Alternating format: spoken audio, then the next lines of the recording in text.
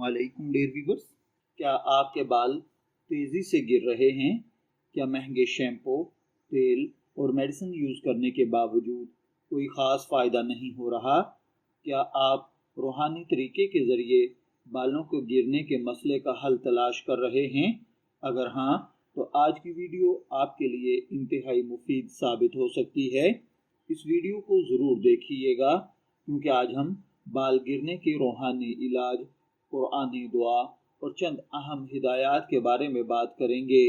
सबसे पहले सवाल ये पैदा होता है, ये समझना ज़रूरी है कि बाल गिरने की वजूहात क्या हैं, जिनमें सबसे पहले नंबर पर जहनी दबाव और टेंशन, उसके बाद ग़िज़ाइयत की कमी, फिर हार्मोन्स का अदम तवाज़ुन, नींद की कमी और बाज़ मेडिसिन या बीमारियों के साइड इफ़ेक्ट्स भी होते हैं। लिहाजा अगर आपके बहुत ज़्यादा बाल गिर रहे हैं तो किसी माहिर डॉक्टर से मशवरा करना ज़रूरी है।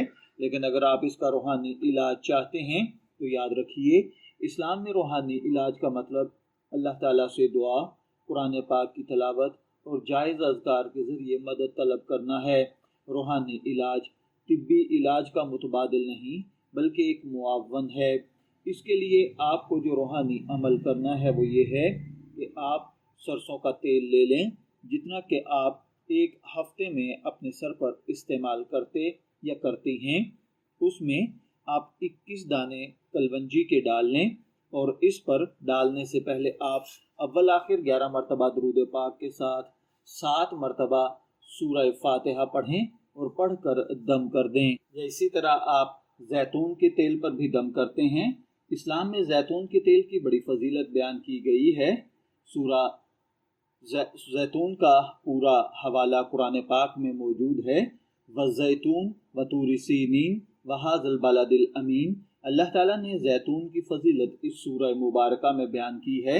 आप जैतून का तेल ले लें, उस पर 7 मरतबा सूरह फातिहा, 7 मरतबा आयतुल कुर्सी, 7 मरतबा सूरह इखलास, अव्वल आखिर 11 मरतबा दुरूद पाक के साथ नमाज इशा के बाद पढ़ें और पढ़कर उस पर दम कर लें। और ये जैतून का तेल आप रोज़ाना सर पर इस्तेमाल करें।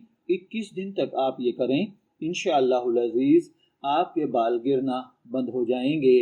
याद रखिए, मुतवाज़न ग़िज़ा इस्तेमाल करना, सब्जियां, फल और प्रोटीन वाली ग़िज़ाएँ खाना, मुनासिब नींद लेना, टेंशन से बचना, सर की सफाई का ख्याल रखना, ज़रूरत पड़ने पर डॉक्टर से रुजू करना आपके बालों के गिरने को ख़त्म कर सकता है।